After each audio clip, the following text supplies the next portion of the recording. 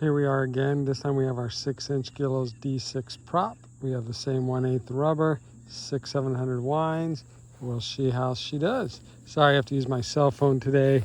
My GoPro's dead, so wish me luck launching it.